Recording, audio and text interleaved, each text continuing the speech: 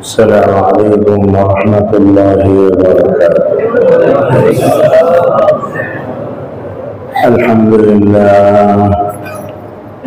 الحمد لله نحمده ونستعينه ونستغفره ونؤمن به ونتوكل عليه ونعوذ بالله من شرور أنفسنا ومن سيئات أعمالنا.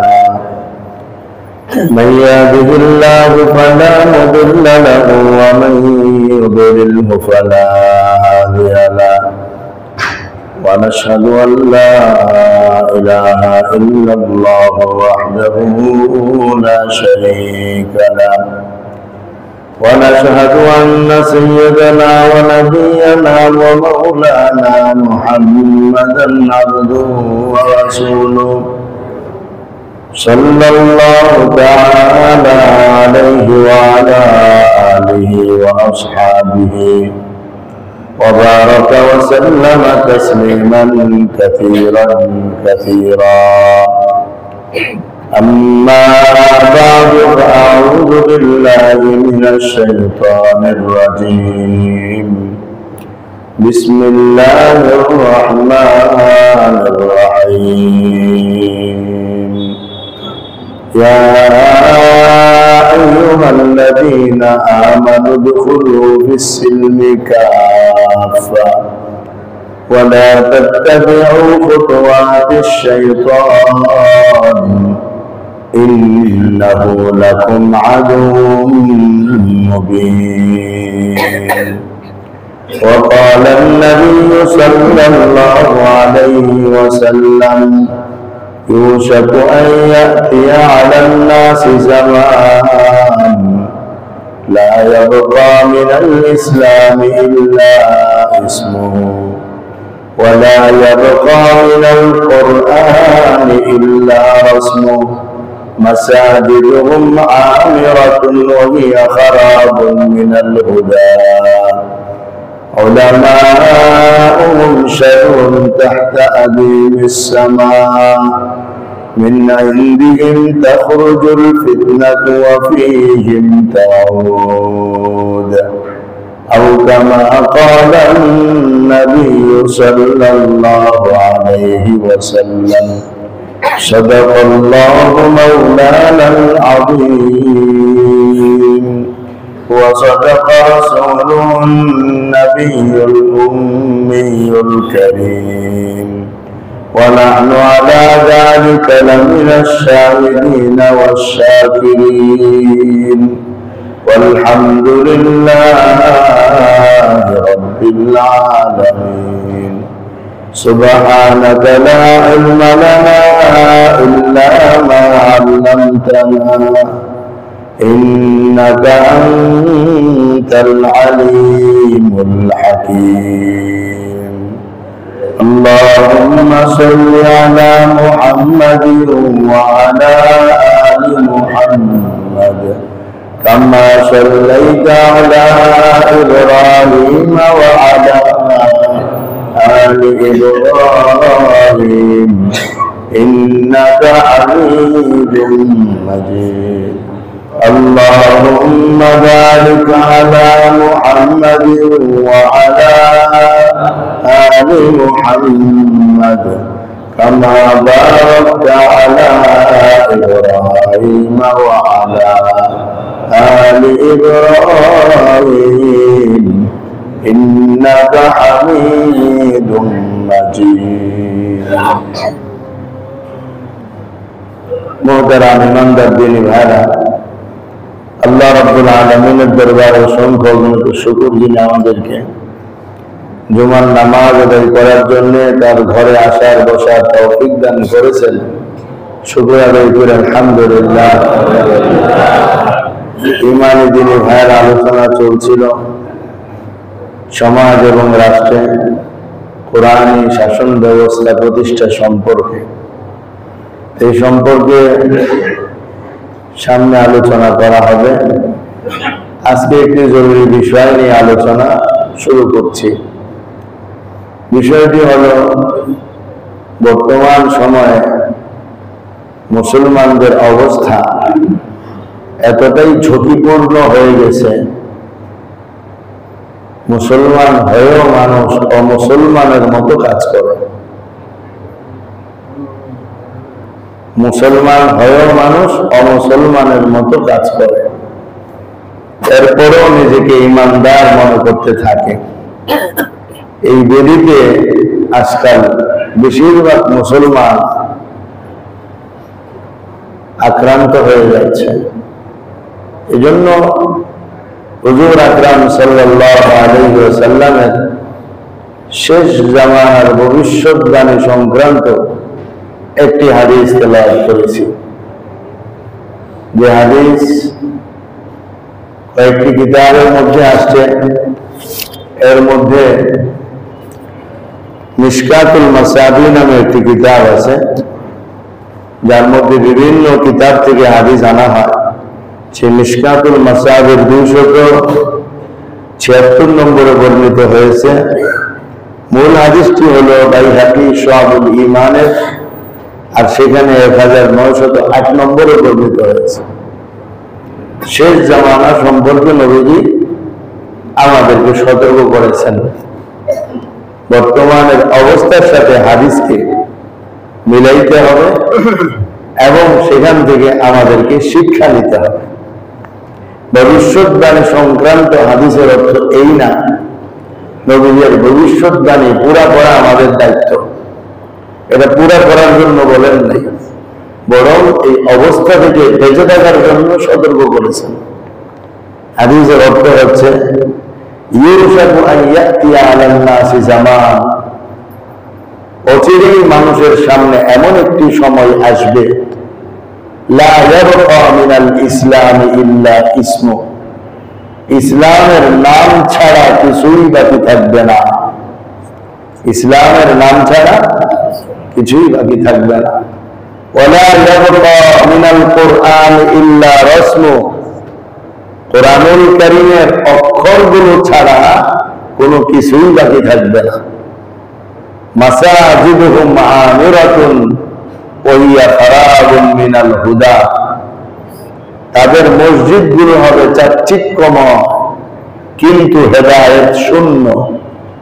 উলামাউহুম শাররুন তাহতা আদিমিস সামা, তাদের আলেমদের অবস্থা হবে এই যে তারা পৃথিবীর মধ্যে আকাশের নিচে সবচেয়ে নিকৃষ্টতম মানুষ। মিন ইনদিহিম তাখরুজুল ফিতনা, এদের থেকেই ফিতনা বের হবে। অফিহিম তাউদ, এবং এই আলেমদের উপরে এই ফিতনা, তারাই ফিতনার আগুনে জ্বলে পড়ে মরবে। এই হাদিস অত্যন্ত গুরুত্বপূর্ণ এবং আমাদেরকে এক ভয়াবহ পরিস্থিতির সংবাদ দেয়। আবারও হাদিসের অর্থটা খেয়াল রাখি। সংক্ষিপ্ত আকারে অর্থ হলো, এই হাদিসের 4টি বিষয় সম্পর্কে আলোচনা। কয়টি ভাই? 4টি। 1 নম্বর হলো, শেষ যুগে ইসলাম থাকবে নামের না কাজের। মনে থাকবে, আমার সাথে বললো কি সেটা মনে থাকবে। ইসলাম থাকবে নামের না কাজের? নামের ইসলাম থাকবে, কাজের ইসলাম পাওয়া যাবে না। 2 নম্বরে, কোরআনের লেখাগুলো ছাড়া আর কিছুই থাকবে না। কোরআনের তো লেখা আছে, এতটুকু আছে, বাস্তবে সমাজে কোরআন নেই। বাস্তবে সমাজে এই হইল, কোরআন থাকবে লেখা, বাস্তবে কিছুই থাকবে না। 3 নম্বর, মসজিদগুলো হবে খুব সুন্দর কিন্তু হেদায়েত শূন্য। মসজিদগুলো কি হবে? সুন্দর হবে, কিন্তু এতে কি থাকবে না? হেদায়েতের কার্যক্রমগুলো মসজিদে থাকবে না। অধিকাংশ মসজিদেই নেই। 4 নম্বর, ওই যুগের অনেক আলেমদের অবস্থা এমন হবে যে এরাই হলো পৃথিবীর মধ্যে আল্লাহর কাছে সবচেয়ে নিকৃষ্ট মানুষ। এদের থেকেই ফিতনা বের হবে, আবার এই ফিতনা এদের উপরে এসে পড়বে। তাহলে হাদিসে আল্লাহ নবী কয়টা কথা বললেন? 1 নম্বর কোরআন ইসলাম সম্পর্কে, 2 নম্বরে কোরআন সম্পর্কে, 3 নম্বরে মসজিদ সম্পর্কে, 4 নম্বরে আলেম সম্পর্কে, আবার বলি 1 নম্বরে কি সম্পর্কে? ইসলাম সম্পর্কে, 2 নম্বরে কোরআন সম্পর্কে, 3 নম্বরে মসজিদ সম্পর্কে, 4 নম্বরে আলেমদের ব্যাপারে। এই 4টা জিনিস, আর এই 4 জিনিসের সমন্বয়ে পৃথিবীতে ইসলাম টিকে থাকে। ইসলামটাই হলো টিকে থাকবে কোরআনের দ্বারা, টিকে থাকবে মসজিদের দ্বারা, টিকে থাকবে আলেমদের দ্বারা। ইসলাম তো ইসলাম, এটা টিকে থাকবে কোন জায়গা? মসজিদে। মসজিদে টিকে থাকবে কার মাধ্যমে? আলেমদের মাধ্যমে। অর্থাৎ ইসলামের মূল জায়গাই হলো মসজিদ, আর ইসলামের মূল সংবিধানই হলো কোরআনুল কারীম। ইসলামটা কি? এটা কোরআনে যা বলে ইসলাম তাই, কোরআনের বাইরে ইসলাম আছে ভাই? কোরআন যা বলে ইসলাম তাই। আর ইসলামের প্রচার প্রসার, ইসলামের সংরক্ষণ, ইসলামের হেফাজত কোন জায়গা থেকে হবে? মসজিদ থেকে হবে। কোন জায়গা থেকে হবে? মসজিদ থেকে। কাদের মাধ্যমে হবে? আলেমদের মাধ্যমে। কাদের মাধ্যমে হবে? তাহলে ইসলাম কি, ইসলামের পরিচয় জানতে হলে কোন কিতাব? কোরআনুল কারীম। এটার প্রচার প্রসার, এটাকে যা যা করা দরকার কোন জায়গা থেকে? মসজিদ থেকে। কারা করবে এই কাজটা? তো কিয়ামতের আগে এই জায়গাগুলোর মধ্যে, এর মধ্যেই ফিতনা তৈরি হয়ে যাবে। ইসলাম, কারণ কোরআন নিয়ে চর্চা থাকবে না, শিক্ষা থাকবে না, মানুষ জানবেই না ইসলাম কি জিনিস। চর্চার জায়গা, শিক্ষার জায়গায় মসজিদ, মসজিদে হেদায়েতের কোনো কাজকর্ম নাই। তাহলে যে সমস্ত মানুষের যুগে, বিশেষ করে যে সমস্ত আলেমদের থাকার সময় এই পরিস্থিতি হবে, ওনারা আল্লাহর কাছে ভালো হবেন কিভাবে? এই হাদিস অত্যন্ত ভয়াবহ কঠিন পরিস্থিতি সংবাদ আমাদের দেয়। বর্তমান সময়ে আমাদের মুসলমানদের পরিস্থিতি, এই এক পূজা অনুষ্ঠান গেছে, এর মধ্যে মুসলমানদের এত উপচে পড়া ভিড় কেন? এটার মধ্যে গিয়ে এত নাচানাচি করার কি এত ইন্টারেস্ট, আর কি এত মজা? এই পূজারে রোজার সাথে মিলানোর দরকারটা কি পড়ছে? ওদের অনুষ্ঠানে গিয়া শুভেচ্ছা জানাইতে পারাটা, এটা আল্লাহর কাছে এত বড় সৌভাগ্য জিনিস কত হইল? তো ওইখানে গিয়ে শুভেচ্ছা জানাইতে পারলে হাসিলে ময়দানে মনে বড় কিছু পাওয়া যাবে। তা যদি না হইতো, এইভাবে শুভেচ্ছা জানানোর হিরিক করলো কেন? নিজেদের মধ্যে ইসলাম আর মুসলমান আর ইসলামিক দল আর ইসলামের নাম দিয়া দাড়ি টুপি লাগা মুসলমানদের এই পরিবেশটা হইল কিভাবে? পূজার সাথে মুসলমানরা তো কি সম্পর্ক? ওই পূজা আলোচনা করতে কেউ আসছে, এটাও তো আমাদের একটা ঈদের দিন, ঠিক না? শুক্রবার ঈদ শুনছেন না আপনারা? আইসে কোনো হিন্দু আমাদের জুমার নামাজ পড়তে, আর এই কথা বলার জন্য ধর্ম যার যার উৎসব তো সবারই। তা আসেন, আপনারা এসে জুমা পড়েন, আপনারা ঈদুল আজহার ঈদুল ফিতরে এসে নামাজ পড়েন। আমাদের মুসলমানদের এতটুকু ন্যূনতম বুঝ নাই, ওই পূজার ভিতরে গিয়া মুসলমানদের যত সব নাচানাচি, ওইখানে গিয়া শুভেচ্ছা জানানো, ওদের পূজা আর আমাদের রোজারে একটা ঘর করে দেওয়া, এগুলো মুসলমানদের মধ্যে যে তৈরি হচ্ছে, এটা কত বড় ভয়ানক বিষয়। এই হাদিসটার উপরে আপনি চিন্তা করে দেখেন। এই কারণে তো আল্লাহ নবী বলে গেছেন, ইসলামের নাম ছাড়া কিছুই থাকবে না, কোরআনের লেখা ছাড়া কিছু অবশিষ্ট থাকবে না। মসজিদগুলো থাকবে সুন্দর, কিন্তু হক কথা বলার অবস্থা মসজিদেও থাকবে না। আর আলেমদের অবস্থা এমন হবে, সত্য কথা সঠিক কথা না বলে মানুষদেরকে পথভ্রষ্ট গুমরা বানাইতে থাকবে। এই জন্য এরা সবচেয়ে খারাপ হবে পৃথিবীর মধ্যে।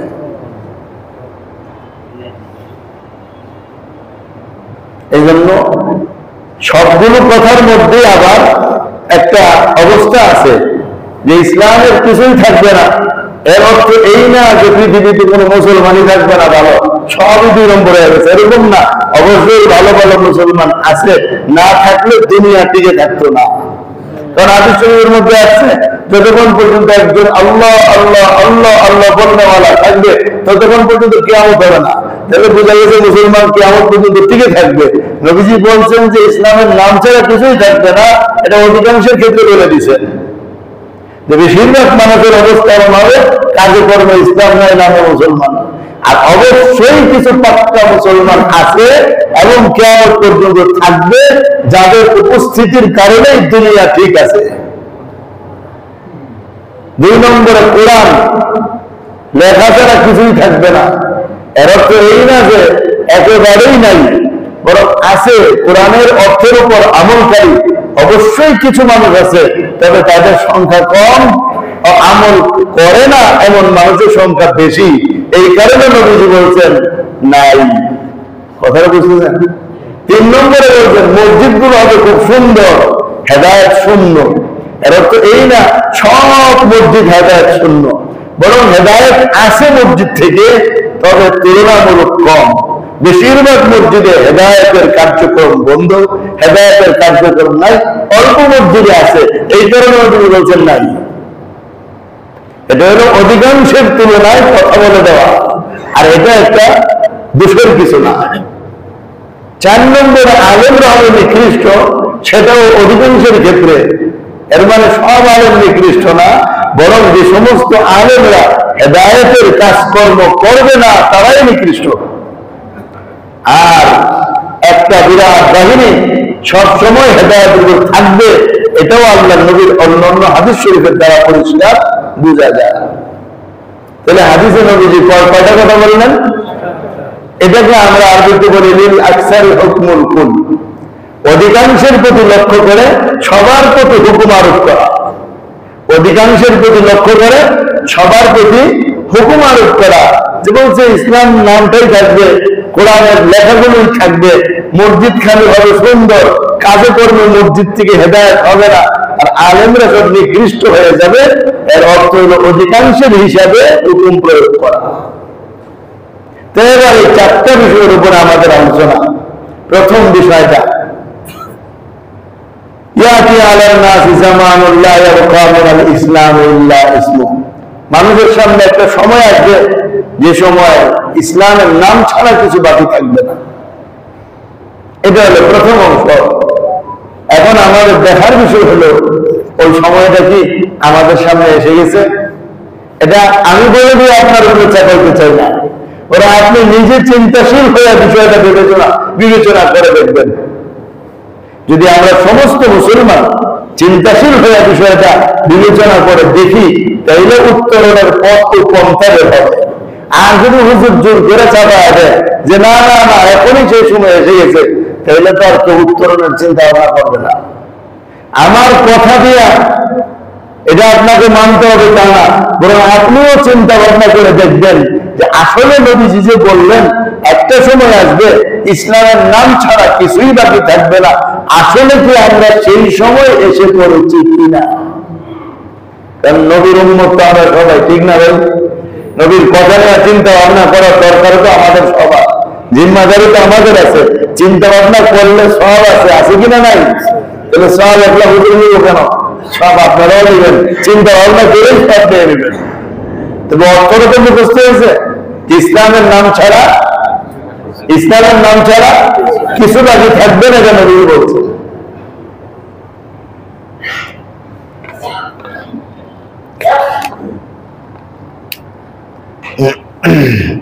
এই হাদিসের ব্যাখ্যা উলামায়ে কেরাম লিখেন এই কথা, যে ইসলামের নাম ছাড়া কিছু বাকি থাকবে না। এর অর্থ হল মুসলমানের মধ্যে অধিকাংশ মুসলমান নামে মুসলমান হবে, কাজে কর্মে মুসলমান হবে না। অর্থাৎ তার মধ্যে ইসলামের কাজগুলো পাওয়া যাবে না। সে মুখে বলবে আমি মুসলমান, কাজে কর্মে বেঈমানের মতো কাজ করবে, কিন্তু বলবে আমি মুসলমান। নিজেকে মুসলমান দাবি করা সত্ত্বেও অমুসলিমদের মতো কার্যকর করবে। এর মধ্যে যদি আমরা দেখি বর্তমানে মিথ্যা কথা, দুর্নীতি করা, মদ পান করা, মাদকের পিছনে পড়া, হারাম কারবারের পিছনে থাকা, এই সব কিছু মুসলমানদের মধ্যে আছে না নাই? এগুলো ইসলামের জায়েজ না না জায়েজ? একজন সত্যিকারের মুসলমান নাজায়েজ কাজ করতে পারে না, তারপরেও যদি সে নাজায়েজ কাজ করার পর বলে আমি মুসলমান, এটা দিয়েই তো বলা হবে নামের মুসলমান, নাকি ভাই? নাজায়েজ কাজ করার পরেও যদি সে দাবি করে আমি মুসলমান, তাহলে কি বাস্তবে মুসলমান না নামের মুসলমান? নবীজি সেটাই বললেন, এরকম নামের মুসলমানের সংখ্যা এখন কম না বেশি? নামের মুসলমানের সংখ্যা এখন বেশি হয়ে গেছে। তাহলে আমাদের এই আলোচনা শোনার পর কি করতে হবে? নামের মুসলমানদেরকে ধরে ধরে পিটাইতে হবে। কি করতে হবে ভাই? নিজের সংশোধন করতে হবে। কি করতে হবে? নিজের সংশোধন করতে হবে। নিজের বিবি স্ত্রী সন্তানদেরকে সংশোধন করতে হবে। নিজের আত্মীয় স্বজনকে সংশোধন করতে হবে। নিজের বন্ধু বান্ধব পাড়া প্রতিবেশীদেরকে সংশোধন করতে হবে। এটা হলো ওয়াজ শোনার উদ্দেশ্য। ওয়াজ শোনার উদ্দেশ্য না যে লাঠি একটা নিয়ে পিটা শুরু হয়ে গেল, কে নামের মুসলমান আর কে কাজের মুসলমান। না ভাই, বড় উদ্দেশ্য এটাই যে নিজেকে আগে ঠিক করবো। করবো তো ইনশাআল্লাহ। আল্লাহ আমাদের সবাইকে তৌফিক দান করেন। আল্লাহ আমাদের সবাইকে মাফ করে দেন। আল্লাহ আমাদেরকে প্রকৃত মুসলমান হওয়ার তৌফিক দান করেন। হুজুর আকরাম সাল্লাল্লাহু আলাইহি ওয়াসাল্লাম বলছেন, ইসলামের নাম ছাড়া কিছু অবশিষ্ট থাকবে না। এখন আমরা আমাদের সমাজের দিকে তাকাইলে আমরা দেখি যে আসলে আমরাই মনে হয় সেই মুসলমানের কাতারে পড়ে গেলাম যারা নামে মুসলমান কাজে মুসলমান না। কারণ ইসলাম আমি কতটুকু মানি আগে আমার সেটা চিন্তা করা দরকার, যে আমি ইসলাম কতটুকু মানি। মানার কথা আসলেই বলতে হবে যে আগে তো শিখতে হবে, তারপরে মানতে হবে। ইসলাম আগে শিখতে হবে, তারপরে মানতে হবে। তো ইসলাম তো শিখার ক্ষেত্রে আমাদের মধ্যে কি পরিমাণ ত্রুটি আমাদের মধ্যে রয়ে গেছে ইসলাম শিখার মধ্যে। এই জন্য আমার ভাই আল্লাহ বলছেন, শেষ যুগে ইসলামের নাম ছাড়া কিছু বাকি থাকবে না। আর বাস্তবে আমরা তাকায় দেখি সত্যিকার অর্থেই আমাদের মধ্যে শুধু ইসলামের নামটা আছে, বাস্তবে ইসলামের কাজগুলো আমাদের মধ্যে নাই। না থাকার কারণ হলো আমাদের মধ্যে ইসলামের শিক্ষা নাই, এই কারণে আমাদের মধ্যে ইসলামের চর্চা নাই। ইসলাম টিকে থাকবে দুইটা কাজের মাধ্যমে। ভাই কয়টা কাজ? একটু কষ্ট করে বলেন, কয়টা কাজ? 1 নম্বর ইসলামের শিক্ষা, 2 নম্বর ইসলামের চর্চা। 1 নম্বরে কি ভাই? ইসলামের শিক্ষা, 2 নম্বর ইসলামের চর্চা। যে আমরা ইসলামকে শিখবো এবং ইসলামকে চর্চা করব। আমরা ইসলামকে শিখবো এবং ইসলামকে চর্চা করব। ইসলামকে আমরা শিখবো 6টা ধাপের ক্ষেত্রে। 6 জিনিসের মধ্যে ইসলামকে শিখতে হবে। 6 জিনিসের মধ্যে একটু কষ্ট করে বলবেন, 6 জিনিসের মধ্যে? 6 জিনিসের মধ্যে ইসলামকে শিখতে হবে। 6 জায়গায় ইসলামকে শিখতে হবে। 6 ধরনের শিক্ষা আমাদেরকে নিতে হবে। এর মধ্যে যেটা আমরা 5টা বলেছিলাম যে ইসলামকে পুরোপুরি জানতে হবে, 5টা জিনিসের আমল করতে হবে। ওই 5টার সাথে আরেকটা জিনিস মিলবে। তো 1 নম্বর হলো ইসলামকে শিখতে হবে, ঈমানের ক্ষেত্রে ইসলাম শিখতে হবে। আকায়েদ, বিশ্বাস, আমার আপনার বিশ্বাসটা কি হবে? এই যে ধর্ম যার যার, উৎসব সবার, এটা হলো বিশ্বাস। এই বিশ্বাসটা কি সত্যি ইসলামের বিশ্বাস? এটা শিখতে হবে যে না, এটা ইসলামের বিশ্বাস কি না, এটা শিখতে হবে। আমাদের বাংলাদেশ স্বাধীনতার পর থেকে বেশ কিছু মুফতিয়ানে কেরাম এদেশে এমপি হয়েছিলেন। এর মধ্যে একজনের আমার বুখারী শরীফের উস্তাদ আল্লামা মুফতি ফজলুল কামিল রহমাতুল্লাহ আলাইহি, ব্রাহ্মণবাড়িয়ার 2 নম্বর আসন থেকে তিনি এমপি হয়েছিলেন। ওনার ব্রাহ্মণবাড়ি এলাকার হিন্দুদের পূজার সময় লালবাগে আসছে না, এরা এসে হুজুরকে বলছে, হুজুর আপনি আমাদেরকে সরকারি টাকা 20,000 টাকা দিচ্ছেন, এখন আপনি যদি একটু পূজা মণ্ডপে আসতেন আমরা বড় খুশি হইতাম, আপনি তো আমাদের এমপি। হুজুর পরিষ্কার বলছেন, 20,000 টাকা দিছি, যদি সরকার আরো বাজেট দেয় আরো 20,000 টাকা দেবো, তাতেও সুবিধা নাই, কিন্তু আমি পূজা মণ্ডপে যাইতে পারবো না, আমারে আমার আল্লাহ যাইতে দেয় না। আমি নিজে কানে হুজুর থেকে শুনছি। মুফতি ওয়াক্কাস সাহেব নামে একজন মুফতি সাহেব ছিলেন, এরশাদের যিনি ধর্ম বা কোন একটা মন্ত্রী ছিলেন, তিনি প্রতিমন্ত্রী ছিলেন, মুফতি ওয়াক্কাস সাহেব মারা গেছেন। জিন্দিগিতে কোনোদিন পূজা মণ্ডপে যান নাই, টাকা দিয়ে এসছেন, সরকারি টাকা, সরকারি বরাদ্দ 2,000, কিন্তু যারা তাদেরকে শুভেচ্ছা জানানোর মতো এই কাজগুলি সমস্ত মুফতির আগে করেন নাই। ওনারা দিন শরীয়ত বুঝে নাই, আর আমরা এখন নতুন নতুন বেরিয়া দিন শরীয়ত বুঝে ফেলতেছি। আমার ভাই, আমার দুস্থ, এই জন্য বলতেছি ইসলামটা তো আমাদের পূর্বপুরুষদের থেকে আমাদের শিখতে হবে। রাসূলুল্লাহ সাল্লাল্লাহু আলাইহি ওয়াসাল্লাম এক হাদিস শরীফের মধ্যে এটা পরিষ্কার বলে গেছেন, যারা মারা গেছে তাদের অনুসরণ করো, যারা জীবিত আছে তারা ফিতনা থেকে নিরাপদ না। যারা মারা গেছে তাদের অনুসরণ করো, যারা জীবিত আছে তারা ফিতনা থেকে নিরাপদ না। ঈমান আর কুফর সাংঘাতিক জিনিস। ইসলাম আমার আপনার মন মতো জিনিস না। আমি আপনার যে ব্যাখ্যা মনে চাইলো ওটা দিয়ে দিলাম, এটার নাম ইসলাম না। ইসলামের ব্যাখ্যা আছে না নাই ভাই? আমাদের বইটা মানতে হবে। মুসলমান মানে কি? মুসলমান মানে হলো আল্লাহ আল্লাহ রসুলের কোরআনের সামনে, আল্লাহ আল্লাহ রসুলের বিধানের সামনে আনুগত্যের সাথে মাথা ঝুঁকায় দেওয়া। যে মাথা ঝুঁকায় দিতে পারছে সেই মুসলমান। আর যে মাথা ঝুঁকাইতে পারে নাই, নিজের মনের খায়সাতের মন যা বলে সেটাকে ইসলাম মনে করে, সেও কি মুসলমান? সেও কি মুসলমান? আজ এই কি আমরা আধুনিকতার নামে আমরা ইসলামকে কুফরের সাথে একাকার করে ফেলতেছি।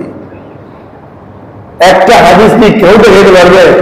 আল্লাহ নবী সাল্লাল্লাহু আলাইহি ওয়াসাল্লাম জীবনে কোনোদিন কোন মন্দিরে গিয়ে শুভেচ্ছা দিয়ে আসছেন? আল্লাহ নবী কি রাষ্ট্রপতি ছিলেন না? 10 বছর মদিনার জীবন পুরোটাই তো নবীজি রাষ্ট্রপ্রধান ছিলেন। কোনদিন করছেন? কোন সাহাবায়ে কেরাম গেছেন? আমরা আগেও বলছি, মুসলমানদের দেশে কাফের বিধর্মীরা তাদের সব কিছু নিয়েই তারা থাকবে। আমরা তাদেরকে সামাজিকভাবে তাদের সাথে সুসম্পর্ক রাখবো, কিন্তু অন্তরের অন্তঃস্থল থেকে তাদের কাজের প্রতিও সন্তুষ্ট না সম্পূর্ণ ঘৃণা? এই কুফরের প্রতি সম্পূর্ণ ঘৃণা না সন্তুষ্টি? তাইলে কিভাবে এটা হতে পারে? এটা আমাদের বুঝানো ভাই। প্রতি বছর পূজা আসলে ধর্ম জায়গা উৎসব সভা, কত মুসলমান চলে যান, কত যুবক চলে যায়, কত যুবতীরা চলে যায়। এটা করা যাবে না, কোনোভাবে এটা ইসলাম সমর্থন করবে না। এই বিষয়টা আমাদের বুঝে দরকার। এখন আমি যদি আপনাদের ক্ষতি হয়ে দাঁড়িয়ে চলে গিয়া বলে আছে, হ্যাঁ ঠিক আছে এটা আপনি করেন, আপনারা বলতে হুজুর যদি যান আমরা যাবো না কেন? আসবে কিনা আপনাদের মাথা? আসলে স্বাভাবিক। এই জন্য আমার ভাই, আমার দোস্ত, ইসলাম মনের জিনিস না। ইসলাম কোরআন এবং হাদিস সুস্পষ্ট সংরক্ষিত। এখানে যে কেউ ভুল কাজ করে, ভুল কথা বলে পার পাওয়া যাওয়ার জিনিস না তো। এই জন্যই তো আল্লাহ নবী বলছেন, উলামাহুম শাররুন, এদের আলেমরা হবে নিকৃষ্ট। উল্টা সুদা ফতোয়া দিবে মানুষের ভিতরে। মানুষ কোনটা পছন্দ করে সেটা বলবে, আমেরিকা কোনটা পছন্দ করে সেটা বলবে, ভারত কোনটা পছন্দ করে সেটা বলবে, খ্রিস্টবাদ কোনটা পছন্দ করে সেটা বলবে, ইহুদিবাদ কোনটা পছন্দ করে সেটা বলবে। আল্লাহ আল্লাহ রসুল কোনটা পছন্দ করে সেটা যে বলে না, সেই আলেমরাই হলো পৃথিবীর মধ্যে সবচাইতে নিকৃষ্টতম আলেম। ওই আলেমরা নিকৃষ্ট। এরকম আলেম এখন অনেক হয়ে গেছে, অনেক হয়ে গেছে। ওরা এসে এসে আমাদেরকে বোঝায়, ভাই পৃথিবীতে সহাবস্থানের লক্ষ্যে তাদেরটা এটাকে মন্দ বলা যাবে না। অথচ আমাদের কালিমার মধ্যে কি বলছি আমরা? লা ইলাহা ইল্লাল্লাহ। বলেন সবাই লা ইলাহা ইল্লাল্লাহ। এর মানে কি? আল্লাহ ছাড়া অন্য কোন সত্য এরা, অন্য কোন সত্য এরা, যেটা আল্লাহ ছাড়া অন্য কোন সত্য এরাই নাই। সেখানে আপনি আরেকজনের অনুষ্ঠানের মধ্যে কি করে এইসব কিছু একটা করে দিয়েতে পারেন? এত মিথ্যার মধ্যে মিথ্যা আপনি কিভাবে দিয়ে আসতে পারেন? রাষ্ট্র টাকা দিবে, আপনি এমপি মন্ত্রী, আপনি ওদের টাকা ওদের হাতে পৌঁছায় দেন যথাযথভাবে। এটা রাষ্ট্রীয় আমানত। রাষ্ট্রের দায়িত্ব তো সবাইকে দেখাশোনা করে রাষ্ট্র করবে। আপনার যতটুকু জিম্মাদারি, আপনি পুলিশ, আপনার দায়িত্ব করছে মন্দির পাহারা দেওয়া।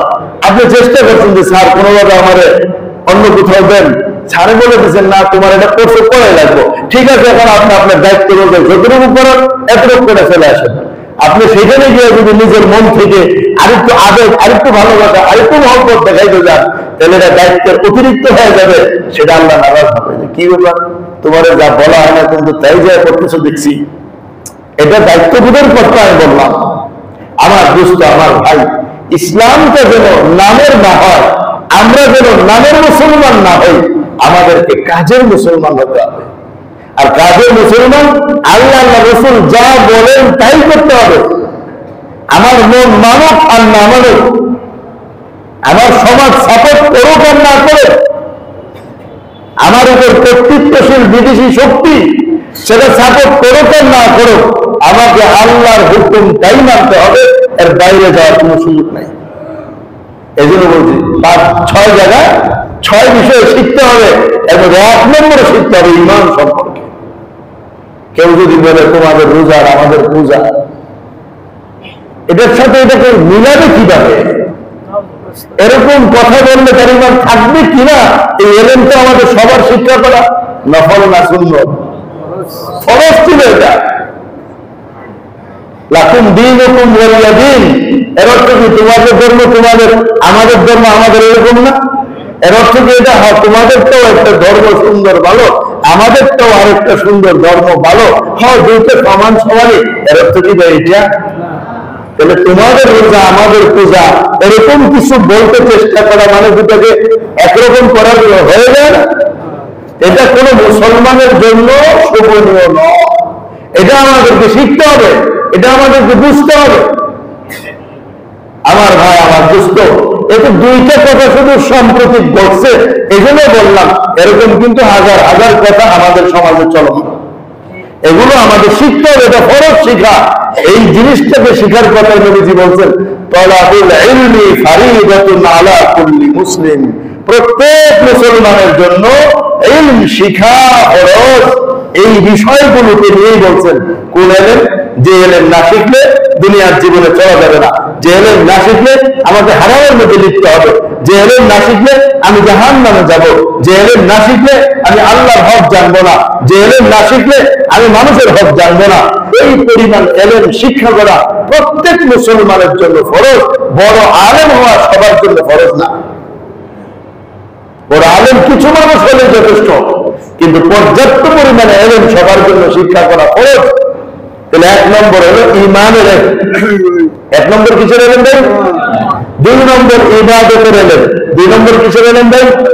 ইবাদত গুলো কোনটা কিভাবে করলে আল্লাহর দরবারে কবুল হবে, আর কি কি সমস্যা হলে ইবাদত কবুল হবে না, এই সবগুলো জিনিস শিক্ষা করা প্রত্যেক মুসলমানের জন্য ফরজ।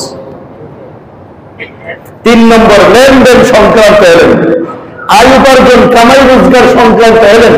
কিভাবে অর্জন করলে হালাল আল্লাহর পছন্দনীয় তরিকা, কিভাবে অর্জন করলে হারাম হবে, জাহান্নামে যাওয়া লাগবে, ওই পথ ওই পন্থা শিক্ষা করা প্রত্যেক মুসলমানের জন্য ফরজ। কারণ সব মুসলমান কামাই করে, করে কি করে না? তাহলে তার কামাইটা যেন হালাল হয় সেটা শিক্ষা ফরজ কিনা? 4 নম্বর সামাজিকতা, ইজতিমাইয়াত, কার কি অধিকার আমার উপর আছে এটা শিক্ষা করা ফরজ, এটা বাস্তবায়ন করার জন্য। বাবার হক, মায়ের হক, আত্মীয় স্বজনের হক, গরিব মিসকিন এতিমের হক, যেটা নিয়ে আমাদের মূল আলোচনা চলছিল লম্বা সময় পর্যন্ত।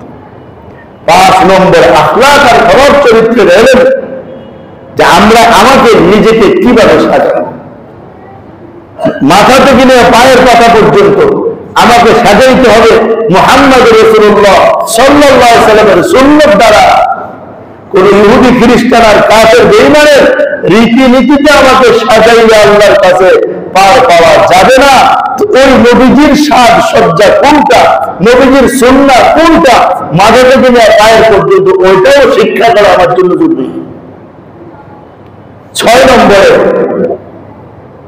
বিচার ব্যবস্থা ইসলামীকরণ এবং ইসলামী রাষ্ট্র গঠনের জন্য নিজেদের মধ্যে ওই কোরআনের মধ্যে যে নির্দেশনাগুলো আছে সেগুলো শিক্ষা করা আমাদের ফরজ ছিল।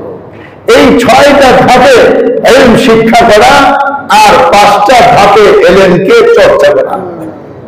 কয় ধাপে শিক্ষা করা যায়? 6 ধাপে। আর কয় ধাপে চর্চা করা? 5 ধাপে চর্চা করা। 1 নম্বর চর্চার জায়গা হলো ব্যক্তিগত জীবন। 1 নম্বর চর্চার জায়গা কি ভাই? ব্যক্তিগত জীবনে আমি ইসলাম মেনে চলবো।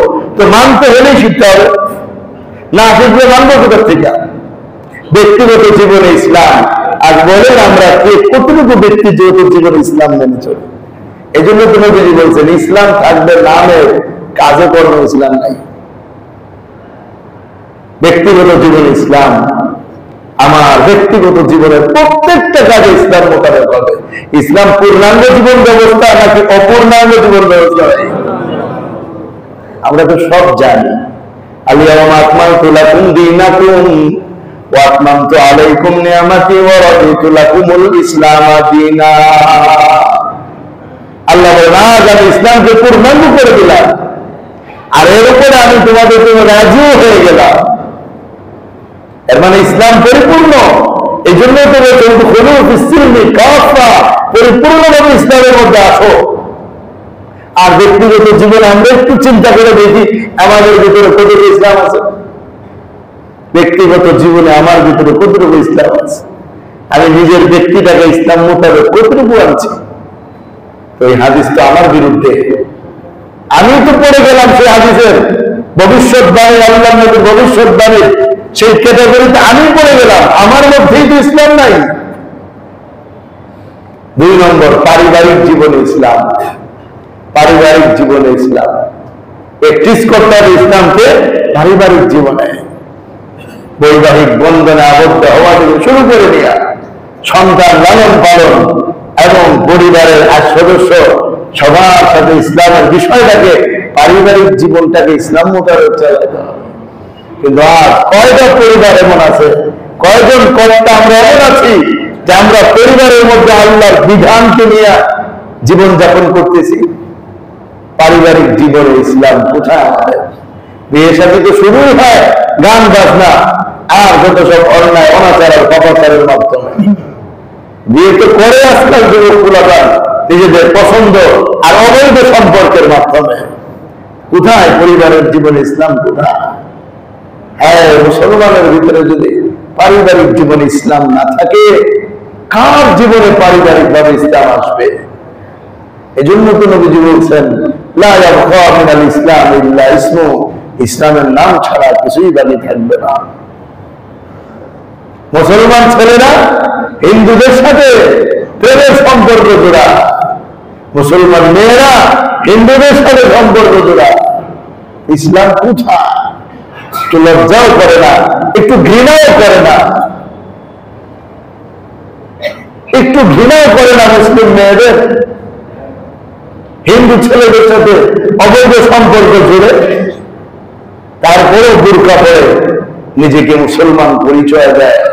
এটার কথাই তো নবীজি বলে গেছেন, লা ইয়াবকা মিনাল ইসলাম ইল্লা ইসমু, ইসলামের নাম ছাড়া কিছুই বাকি থাকবে না। না ইসলামের রুচি বাকি আছে, না ইসলামের মেজাজটা বাকি আছে। আর আমাদের পারিবারিক জীবনে, কার জীবনে কতটুকু ইসলাম আছে, এটা আজকে জমা করে গিয়ে দিদির সাথে বসে হিসাব নিকাশ করা দরকার। আমরা দেখি আমাদের পারিবারিক জীবনে কতটুকু ইসলাম আছে দেখি। তুমি কতটুকু ইসলামের উপর চলো, আমি কতটুকু ইসলামের উপর চলি, ছেলে মেয়েদেরকে কতটুকু ইসলামের উপর রাখছি। বাবা হওয়ার পরে ছেলের খবর নাই, বাবা হয়ে মেয়ের কোনো খোঁজ খবর নাই।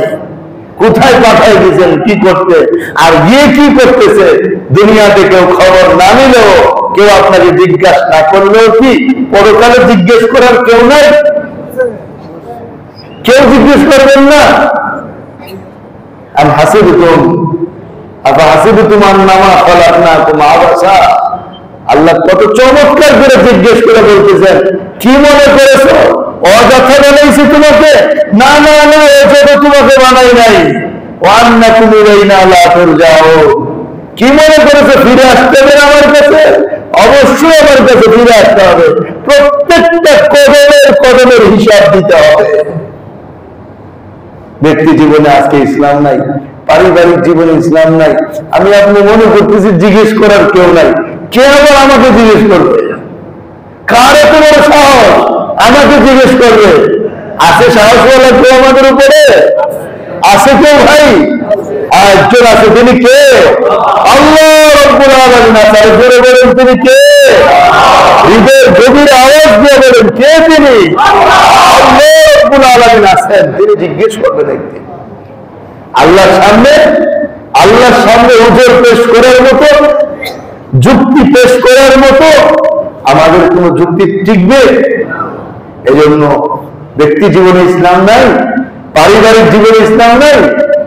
না আমার দোস্ত, এটা দিনের ভিতরে প্রভাব সৃষ্টি করে যে না না না, ব্যক্তি জীবন ইসলাম ছাড়া হবে না, পারিবারিক জীবনে ইসলাম ছাড়া হবে না। এটা একদিন আল্লাহর কাছে জবাব আমাকে দিতেই হবে। 3 নম্বর, সামাজিক জীবন।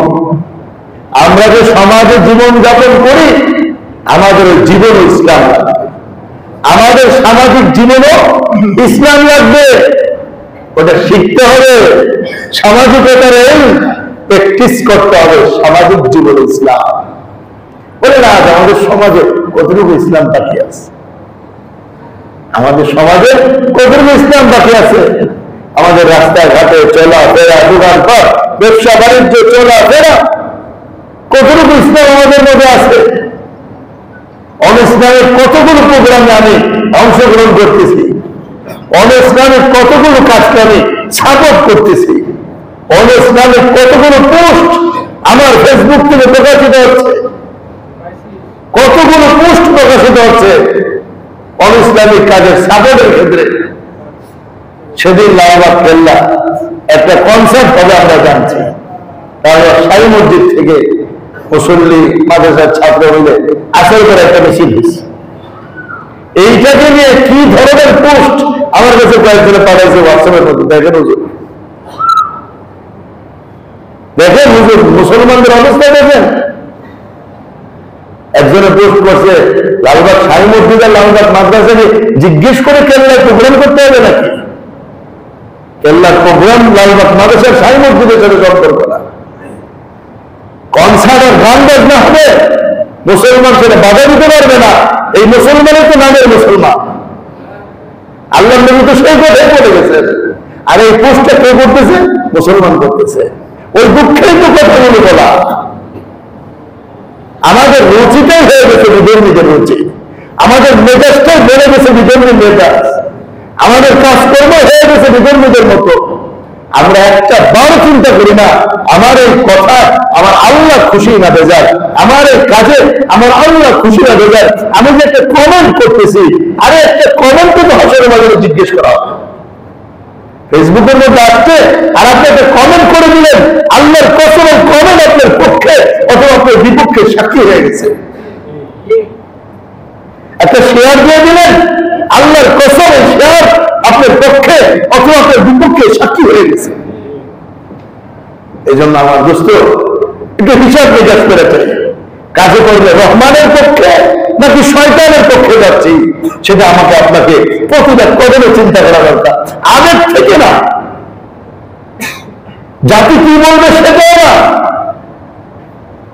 একমাত্র দেখতে হবে রহমানকে, শয়তানকে দেখতে হবে না। কাকে দেখতে হবে ভাই? কাকে দেখা যাবে না? শয়তানকে দেখা যাবে না, রহমানকে দেখতে হবে। তো সামাজিক জীবনে কোথায় ইসলাম? সামাজিক জীবনে ইসলাম নাই। বিয়ের অনুষ্ঠান করতেছেন, এক টেবিলে ছেলে মেয়ে খাওয়াচ্ছেন, এক টেবিলে পুরুষ নারীরা খাচ্ছে, আর যে মহিলারা আসছে খাইবে এই সব নতুন বইয়ের সাথে সাইডে আসছে। আর এখান থেকে আবার অবৈধ সম্পর্ক, পরকীয়ার সূচনা হচ্ছে। কোথায় সামাজিক জীবনে ইসলাম আমাদের? তারপরে আমরা দাবিদার, আমরা পাক্কা মুসলমান। একটু চিন্তার জন্য দোস্ত, এই বয়ান আপনাকে ধমকানোর জন্য না, একটু চিন্তার জন্য শুধু বলতেছি। আল্লাহ নবী বলে গেছেন, একটু চিন্তার জন্য শুধু বলতেছি। একটু চিন্তা করেন, আমি আপনি কতটুকু মুসলমান একটু চিন্তা করেন। আমি আপনি কতটুকু মুসলমান একটু চিন্তা আসা দরকার। এরপরে উত্তরণের পথ পন্থা বের করা দরকার। সামাজিক জীবনে কোথায় গেল ইসলাম? এরপর আসেন আল ইজতিমাঈ, অর্থাৎ রাষ্ট্রীয় জীবন ইসলাম। রাষ্ট্রীয় জীবনে কোথায় ইসলাম? ব্যক্তি জীবন, পারিবারিক জীবন, সামাজিক জীবন, এরপরেই তো আছে রাষ্ট্রীয় জীবন। এটা ইসলাম চর্চা করার একটা জায়গা। রাষ্ট্র ক্ষমতায় যাওয়া এরা আল্লাহরে ভুলে যায়। রাষ্ট্র ক্ষমতায় যাওয়ার আগে আল্লাহর কথা, ইসলামের কথা, নামাজের কথা, তাসবির কথা, হিজাবের কথা সব চলতে থাকে। ক্ষমতায় গেলে আর এগুলো কিছু মনে না। ক্ষমতা গেলে এটা মনে করেন আমরা মুসলমানের উপরে আছি, আমরা মুসলমান ইসলামের কাজ করি না। ওইখানে গেলে কাফেরদের প্রতি এত দয়া বাড়ে, নিজেদের ইসলাম পর্যন্ত ছুটে যায়। আর রাষ্ট্রীয় জীবনে আমাদের দেশে কতটুকু ইসলাম আছে? বিচার ব্যবস্থা ইসলামের হয়েছে? সব কিছুর মধ্যে মন যেভাবে চায় সেভাবে সংসদ থেকে কখনো কখনো কোরআন বিরোধী আইন পর্যন্ত পাস হয়ে যায়। সংসদ তো কোরআন বিরোধী আইন পাস করার জন্য না, মুসলমানের সংসদের পরিচয়টা কি শুনে? মুসলমানের সংসদ হল আল্লাহর কালামের বিধান কিভাবে বাস্তবায়ন করলে সুন্দর হবে এই পরামর্শ করা। আর যেই ক্ষেত্রে আল্লাহর কোন বিধান দেওয়া নাই, বরং এটা মুসলমান বিচারকদের উপর ছেড়ে দেওয়া হয়েছে যে তোমরা একটা উপযুক্ত বিচার করে দিও, সেই বিচারটা নির্ধারণ করে সংসদের কাজ। সংসদের কাজ এই না যে কোরআনের বিধানের উল্টা একটা বিধান কায়েম করা, বলবে আমরা 300 এমপি মিলা ফয়সালা করছি, আজকে থেকে এটাই বিধান চলবে। এটা সংসদের, মুসলমানের সংসদের এটা কাজ না। আমি দেশের মানুষ বা পৃথিবীর মানুষ তো মনে করে গণতন্ত্রের মানে পদ্ধতির সংসদগুলো মনে করে আমরা এমপিরা মিলা করে ফয়সালা করবো, সেটাই দেশের আইন না। দোস্ত, এটা মুসলমানের কথা না। মুসলমানের কথা কোরআনের যে বিধান আছে, সংসদ থেকে ওই বিধানটাকে কিভাবে বাস্তবায়ন করলে সহজ হবে, সুবিধা হবে, সুন্দর হবে, আল্লাহর বিধান মোতাবেক হবে, সেটার পরামর্শ হবে সংসদে। আমাদের রাষ্ট্রীয় ব্যবস্থা ইসলাম প্রথা, তারপরে আমরা দাবি করি মুসলমান। এই জন্য তো নবীজি বলে গেছেন, ইসলাম থাকবে নামের, কাজের মুসলমান থাকবে না। এবার এখন সর্বশেষ জায়গা আন্তর্জাতিক জীবন ইসলাম। আন্তর্জাতিক জীবন ইসলাম, বৈদেশের সাথে সম্পর্কের মধ্যে ইসলামী প্রভাব ফুটে উঠতে হবে। আমি একজন মুসলমান, ওই মুসলমানিত্বটাকে টিকায় রাখতে হবে। পাসপোর্ট করতে গেলে মাথার টুপি খুলে ফেলতে হবে। আন্তর্জাতিক জীবনে ঢোকার আগেই মাথার টুপি খোলা। এই পর্যন্ত 2 বার নবায়ন করা হয়েছে, দুবারের টুপি খুলে দিতে হয়েছে। কেউ কেউ দেখছি টুপি পরেও করতে পারে, কিন্তু আমার কাছে যেই পরে টুপি খুলে নেব। তো আমাদের পাসপোর্ট করতে গেলে আগে টুপি সরাও, মুসলমানের তো মাথার টুপি সরাও। কোন কোন দেশ আছে বড় গাড়ি নিয়ে যাওয়াই যায় না। আমাদের অনেক বড় বড় কারি সব বাংলাদেশে আন্তর্জাতিক মানের কারি, ওনারা ওই সমস্ত দেশে গেলে গাড়ি শুরু করে যেতে হয়। ইসলাম কোথায় রাষ্ট্রীয় আন্তর্জাতিক জীবনে? ইসলাম কোথায়? নবীজি কি কোনদিন এমন করছেন? সাহাবায়ে কেরামের জীবনে এমন একটা রেকর্ড পাওয়া যাবে, নিজেদের ধর্মের বিসর্জন দিয়া অন্য জায়গায় সাহাবায়ে কেরাম কিছু করছেন? ধর্মের বিসর্জন দিয়ে সাহাবায়ে কিছু করেন নাই। এমন ঘটনা বুড়ি আছে। এক সম্রাটের কাছে সাহাবায়ে কেরাম দেখা করতে যাবেন, মাথা নিচু করে যেতে হয়। সাহাবায়ে কেরাম মাথা উঁচু করে সম্রাটের কাছে ঢুকছেন। সম্রাটের দরবারে গিয়া মাথা সেজদা দিয়া সম্মান জানাইতে হয়। সাহাবায়ে কেরাম সেজদা তো দূরের কথা, বুক টান করে দাঁড়ায় আছেন। বলছেন, কি ব্যাপার, জাহাপনাকে সম্মান দিলে না? আমাদের নবীজির নির্দেশনা অনুযায়ী সম্মান যেভাবে দেওয়ার সেভাবে দিয়েছি, এর বাইরে দেওয়ার সুযোগ নেই। সম্ভবত সম্রাট হিরিয়াস বলছে পরামর্শ করার জন্য স্বর্ণের চেয়ারে বসাবে। বলছে স্বর্ণের চেয়ারে বসা ইসলামের জায়েজ নাই, বসবো না। ফ্লোরে বসাবে, কিন্তু সেখানে রেশমি চাদর বিছায়া বসাবে। বলছে রেশমি চাদর ইসলামে বসা জায়েজ নাই, বসবো না। তাদের কোথায় কিভাবে বসবা? ফ্লোরে বসে কথা বলবো। সাহাবায়ে কেরাম মাটির ফ্লোরে বসে কথা বলছেন, সম্রাট নিজেও ফ্লোরে বসে কথা বলতে বাধ্য হয়েছেন। এর নাম হলো সাহাবায়ে কেরাম। আর আমরা হলে কি বলতাম? সমাজ বুঝতে হয়, পরিবেশ বুঝতে হয়। ওনারা এখানে যেভাবে চলে, আমাদের এভাবে মিশে কাজ করতে হবে। এই 1400 বছর আগের পুরান কাজ করলে হবে না। সাহাবায়ে কেরাম বুঝেন নাই, আমরা বুঝে গেছি। এই জন্য তো আমরা মাইর খাই। সাহাবায়ে কেরাম দুনিয়া শাসন করছে। ও আমার ভাই, যে কথাগুলো বললাম শুধু চিন্তার জন্য বললাম, কারণ এগুলোর বাস্তবতা আমার আপনার কান পর্যন্ত পৌঁছায় দেওয়ারই ক্ষমতা আছে। এই জন্য একটা অংশ আজকে আলোচনা হলো 4 বিষয়ের একটা বিষয়। 4 বিষয় ছিল কোরআন, ইসলাম সম্পর্কে, কোরআন সম্পর্কে, মসজিদ সম্পর্কে, আলেম সম্পর্কে। আজকে আলোচনা হয়েছে কোন বিষয় সম্পর্কে? অর্থাৎ কি বলছেন আমাদের নবীজি, শেষ যুগে ইসলাম থাকবে নামে, কাজে কর্মে ইসলাম পাওয়া যাবে না। এখন আপনারাই বলেন, আসলে কি ইসলাম নামে নাকি কাজেও খুব বেশি আছে? নামেই তো আছে, কাজে তো নাই। তা আমরাই তো মুসলমান যারা নামের ইসলাম সাইনবোর্ড ব্যবহার করি, নিজের ভিতরে কাজ তৈরি করি না। তাইলে নবীজি এই হাদিসের মাধ্যমে আমাদেরকে সতর্ক করতে পেরেছেন, আমার উম্মত এমন মুসলমান হয় না, পাক্কা মুসলমান হও, খাঁটি মুসলমান হও, নামের সাথে সাথে কাজের মুসলমান হও। তো আমাদের প্রতিজ্ঞা কি যে ইনশাআল্লাহ আজ থেকে আমরা কাজের মুসলমান হওয়ার চেষ্টা করব। করব তো ইনশাআল্লাহ? আল্লাহ আমাদের তৌফিক দান করেন। ওয়া আখিরু দাওয়ানা আলহামদুলিল্লাহি রাব্বিল আলামিন।